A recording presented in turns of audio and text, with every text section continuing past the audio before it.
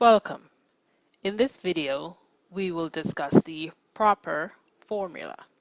Now, the proper formula, it capitalizes the first letter of the word. So what the formula does, for example, if we have Friday,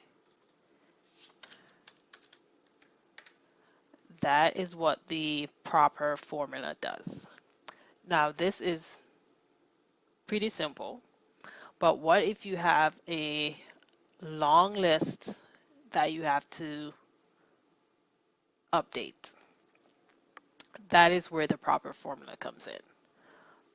So let's undo that and let's write our formula.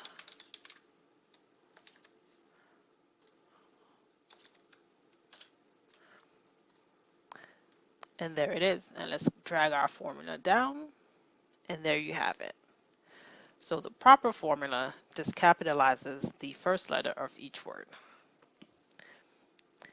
Thank you for watching. If you have not subscribed, please subscribe to my channel, like this video, and leave a comment.